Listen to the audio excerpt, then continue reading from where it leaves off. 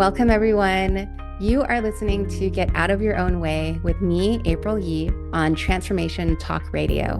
Get out of your way and get what you want through transformative self-care. I'm here to support you in getting out of your own way. So what does getting in your own way look like? Well, how about letting other people define your value and worth, ignoring your body by not taking care of yourself, and people-pleasing? These are just a few ways I've gotten in my own way. In this show, I'll share new perspectives on self-care practices so you can discover options and choices for expanding what's possible for you and your life. In each episode, I have questions for you, and when you take the time to answer them, they'll help in building up your belief about yourself.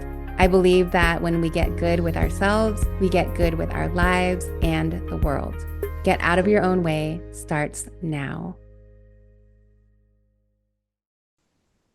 Hi, everyone. You are listening to Get Out of Your Own Way on Transformation Talk Radio, episode 16. The concepts I talk about in each episode are things I wish I learned sooner to support myself and get out of my own way. So I hope these ideas are coming to you when you need them. And for this episode, it's the second of several guests visiting the podcast. And each of my guests, like all of us, have gotten in their own way in some aspect of their lives. And they've figured out how to get out of their own way with support, resources, and wisdom that they've gained along their journey. And since this podcast is called Get Out of Your Own Way, I'll be asking my guests, how have you gotten in your own way? And how did you learn to get out of your own way? And we'll be hearing from them and their stories, and you might even recognize yourself in what they share. So today I'm happy to have Claire Baker join me. And I met Claire, I think 3 years ago now. We both did our coaching certification through the Life Coach School, and we met in a mastermind group. And our group started out with, I think, like 14 people.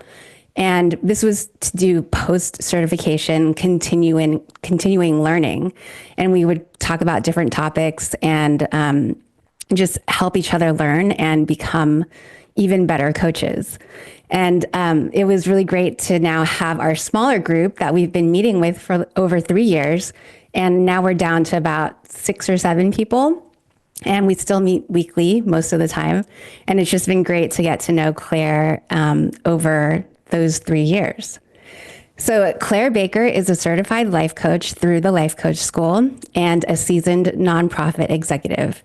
In her coaching practice, she specializes in helping her clients achieve transformative personal and professional growth, navigating career transitions, health and weight loss journeys, and relationship challenges. Claire's coaching practice is informed by over 3 decades of leadership experience in mission-driven nonprofit organizations. In addition to her work as a life coach, Claire is the program director at the Communities Foundation in Delaware County, Pennsylvania, and previously held key leadership responsibilities at 5 other nonprofits, both small and large, in roles ranging from communications to operations. Claire has a psychology degree from Oklahoma State University and a background in business, and brings a unique blend of strategic thinking and human-centered approach to both her coaching practice and organizational leadership.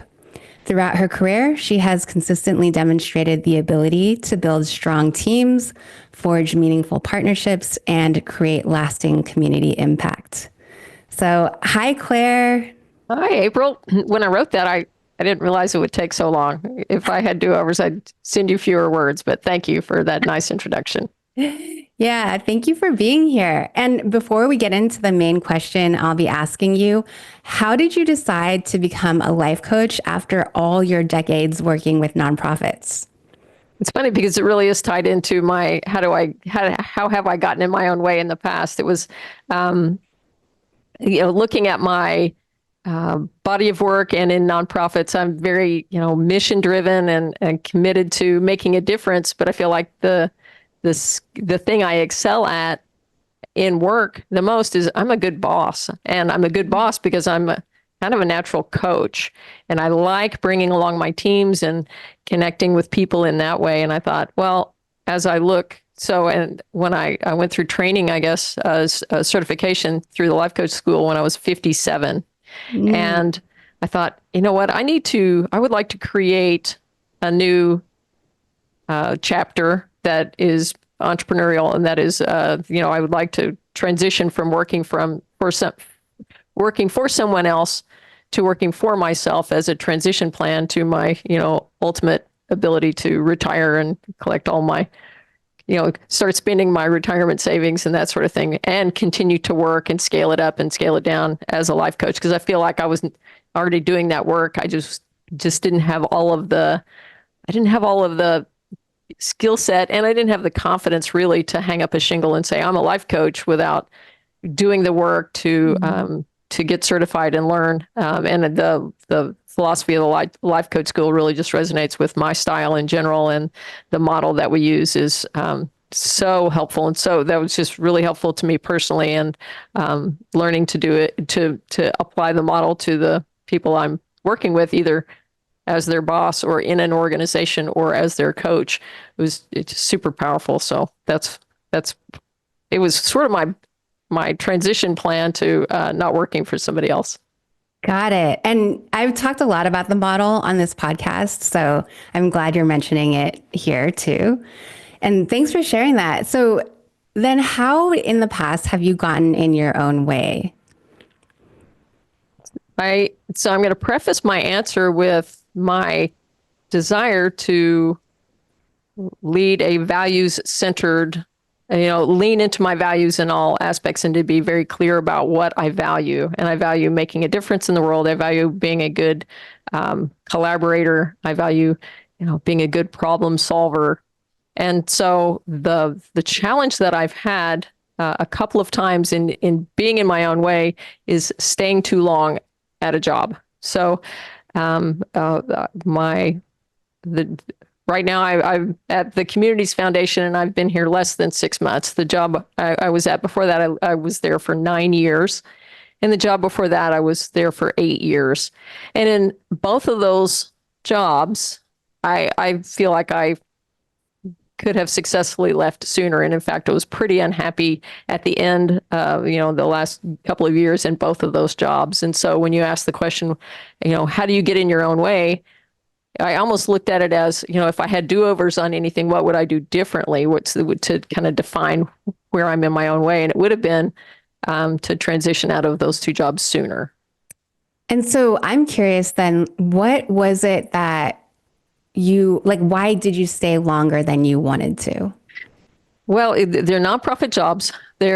I'm very committed to the mission of both of them. One was I was director of gardening programs at the Pennsylvania Horticultural Society. And so we worked with people in community to clean and green and make their urban spaces more vibrant and livable. And the one immediately preceding this was director of communications at Beyond Celiac. It's a national nonprofit that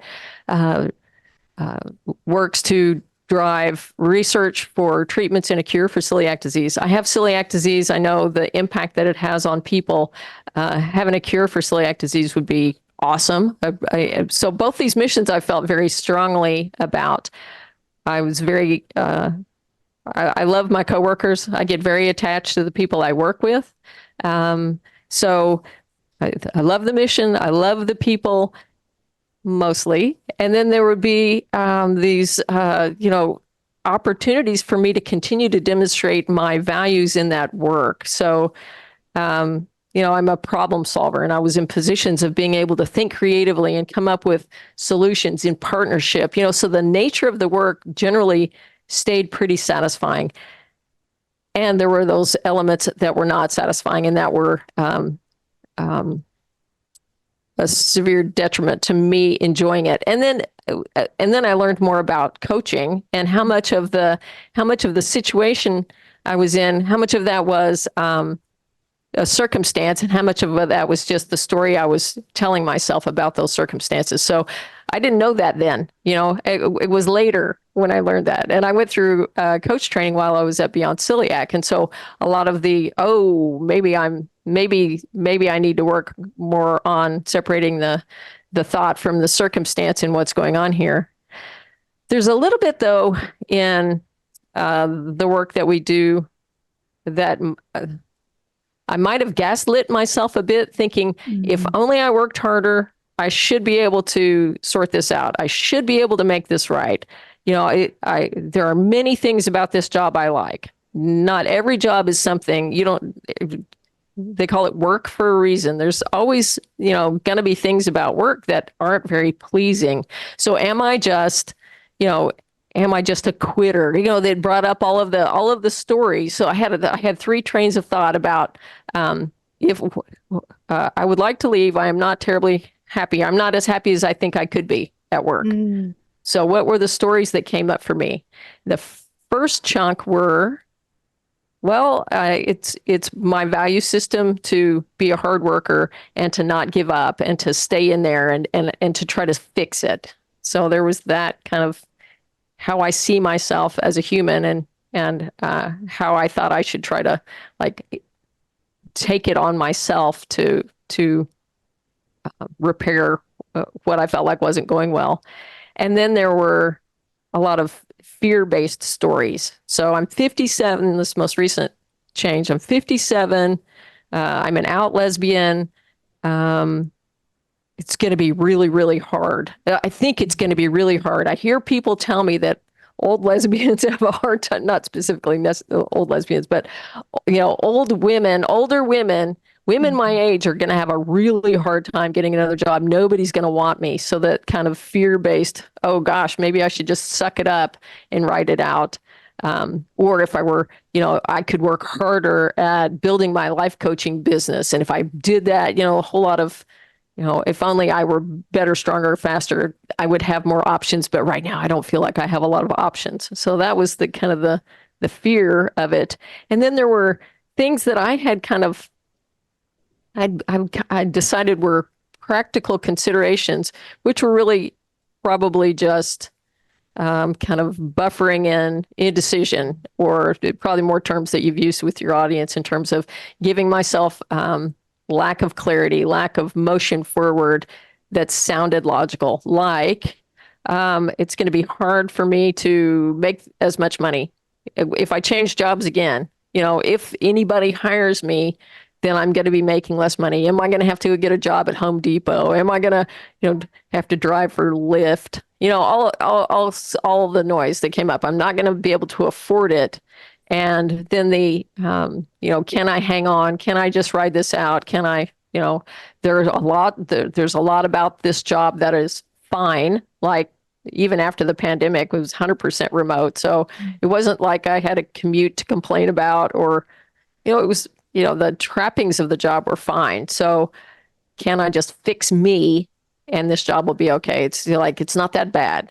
It's it's just you, Claire. You're the one. And so then I stayed stuck for too long because all of those things sounded pretty compelling. And it was finally in both those situations where there was one specific, and I don't want to get too super detailed about it because I care about the people so much, even the people that I feel like were not handling things the way I thought they should. There's kind of a tipping point in it wasn't necessarily somebody doing something to me that made me mad and I quit, but I saw somebody else not be treated well or not be supported. And I thought, I can't do that. That was just like, that's clearly a violation of how I see myself. And I'm a good boss and I'm a good friend and I'm a loyal coworker.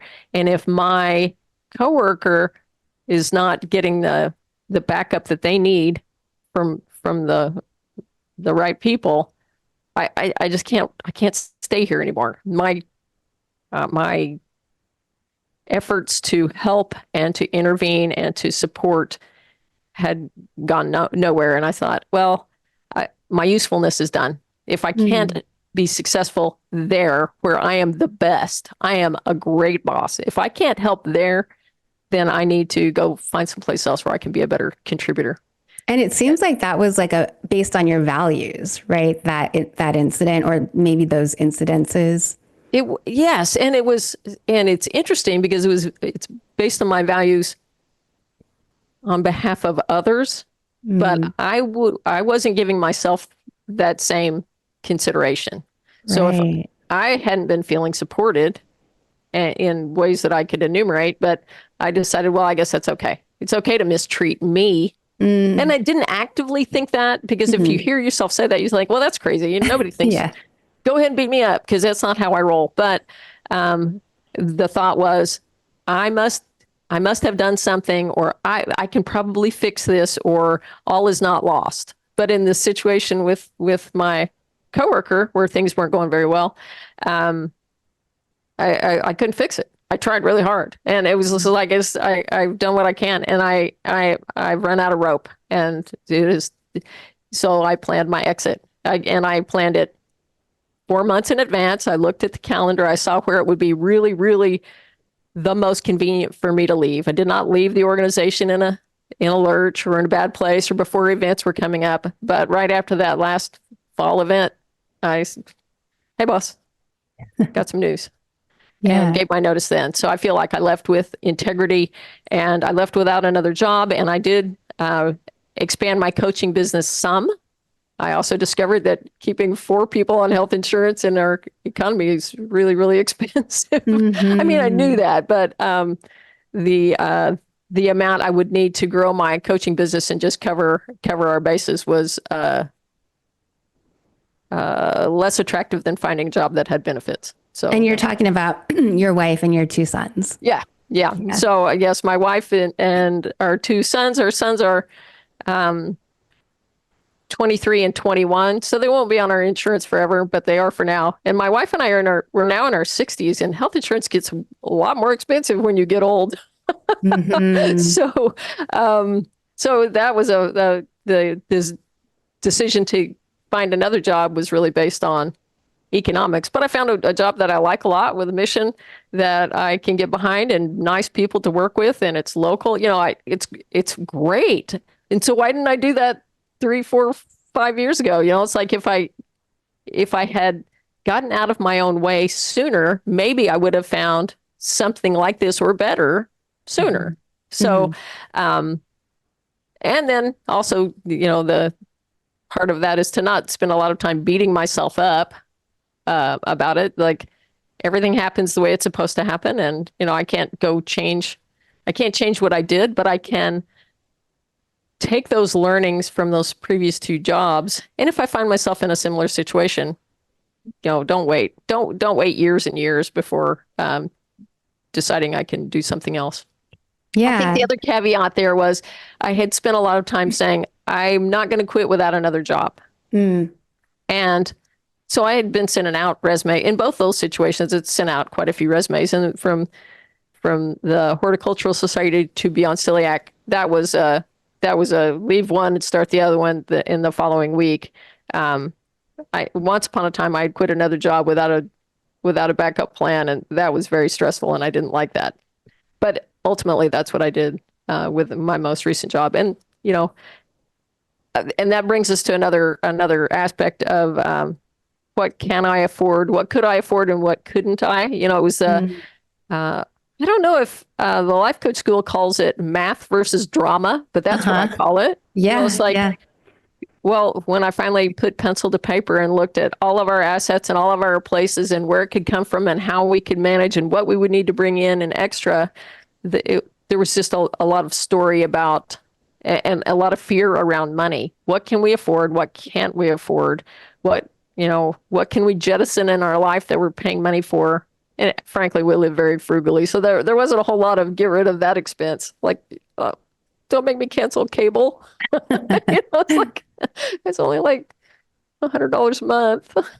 So, so the math versus drama, sorting that out, I think also helped give me some clarity, and the support of my wife, and just, like, finally just, I, the mental health cost, it was staying someplace where you're not very happy for very long takes a toll, and it was taking a toll. And so, finally I did what I did.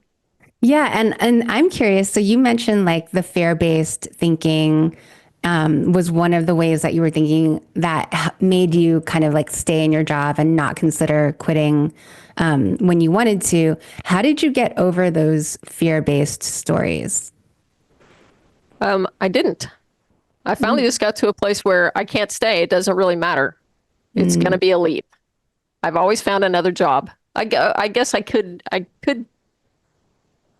say I did. I don't think I ever got over those fears, frankly, but I did come up with some narratives that helped me not get so stuck in fear, like alternate true thoughts. And this is how I coach too, is like, the circumstance is I'm 60 years old, and the thought is I'm too old for somebody to hire me. Well, an alternate true thought is people who are 60 get jobs all the time. Or, yeah, I guess that's the best alternate, also true thought. I'm like, I don't have to believe that. Once upon a time when I was a young person, I read the book, What Color is Your Parachute? Like all of us in college. And there was one statistic in there, or one sentence in there that really stuck with me all these years later. And that was, even in terrible economies, people are changing jobs all the time. So the economy is bad, you should stay put is kind of BS. It's kind of what it keeps a lot of people frozen. But it is also true that people are changing jobs all the time. So I could be one of those people changing jobs. Like, I'm 60 and I can go get another job. I'm 60 and I'm very smart and creative. I'm 60 and I'm clever and people love working with me. I'm 60 and I'm a great boss, and somebody out there needs a great boss. So I could give it some alternate true thoughts to kind of calm down that I'm never going to get another job, which is really just BS. It's but I know that there are stories of people who quit and don't find another job, but that's not me. And there's nothing magical about me. It's just part of it is mindset, part of it is staying with it. I'm almost a little embarrassed to say this, but every job change I've had, I've changed the nature of the work, and I've taken a pay cut, and then I've advanced and surpassed what I had been making before, and then I quit and I do a completely different job and I take a pay cut, and that happened this time. So now, first time ever, I'm working in a foundation, when before I worked in communications, and before that I was a program director, and before that I was in events, and before that I was an executive director, and before that I was in operations. So every time it's like, hey, what would be fun to do? Oh, I've never worked in that field. Harder to get a job in that field. Oh shit, they hired me. Right on. Sorry about my adult language on your podcast, but so I'm super excited to work in a brand new field that I've always been interested in, that's connected to nonprofits, that just I didn't think when I had applied for similar jobs in the past, I just wouldn't get anywhere. And this one, dang, I got it. That's awesome. So I'm jazzed about it. Yeah. And it sounds like, I really appreciate the way you're saying alternate true thoughts or alternate truths, because sometimes we can give our negative thoughts so much airtime that we forget that there are other ways to think about something that help us to feel better and more motivated, or just, differently about a situation. Because like you were saying, the circumstance stays the same. You're 60 years old, and then you were having these thoughts like, it's going to be hard to find a job at 60 years old, a new job. Some other thoughts that were not helpful. And then you had a whole bunch that were then helpful to you and provided probably better feelings, so that you felt motivated and energized to go look for that job. Exactly. Yeah. And so it's like the equal airtime concept that the Life Coach School teaches is important in this situation as well, just to help reframe the circumstance.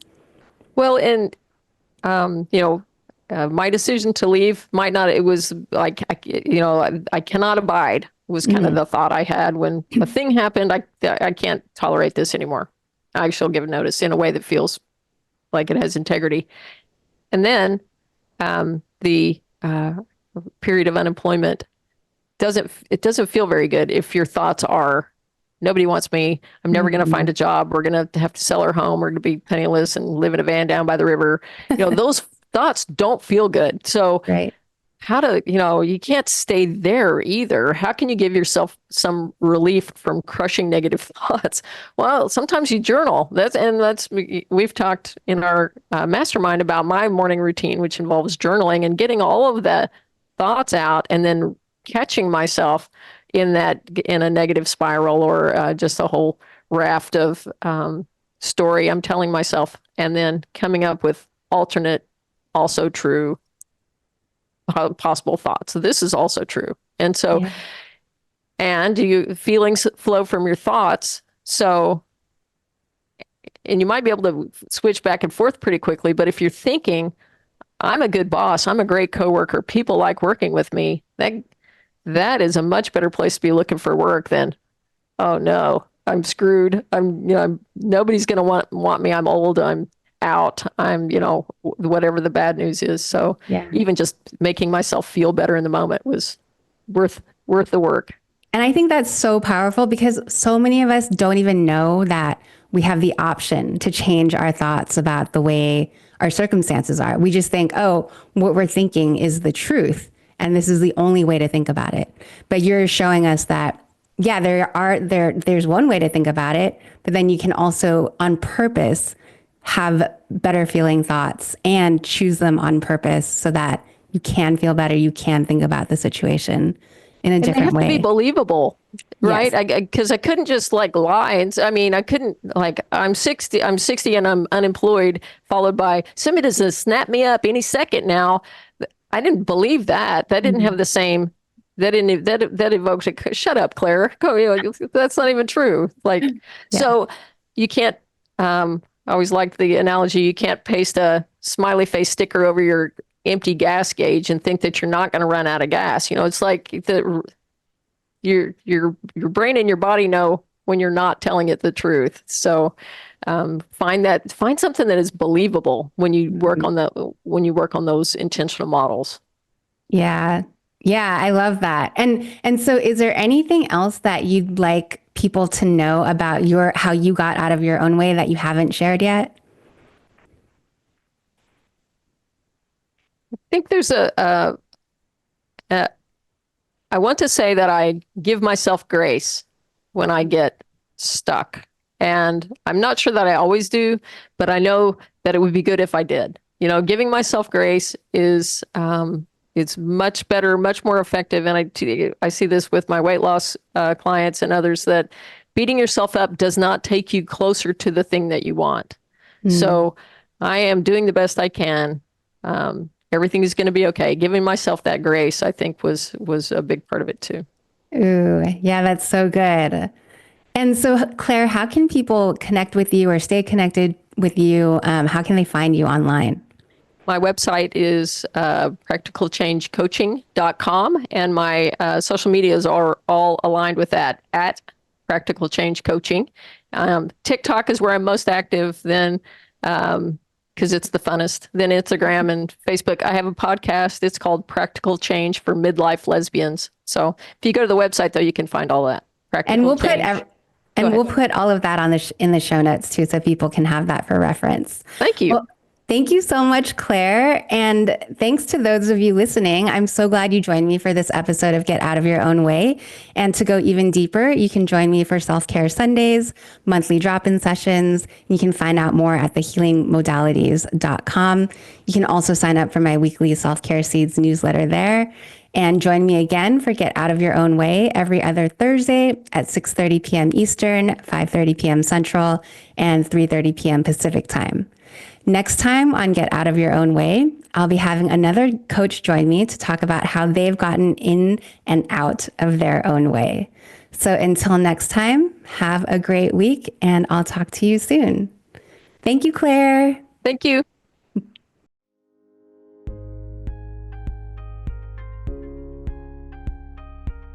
You have been listening to Get Out of Your Own Way. Get out of your way and get what you want through transformative self-care with me, April Yee. Tune in every Thursday at 3:30 p.m. Pacific on Transformation Talk Radio. In each episode, I present you questions that support you in building up your beliefs about yourself. To connect with me or for more information, you can email me at thehealingmodalities@gmail.com or visit my website, thehealingmodalities.com. See you soon.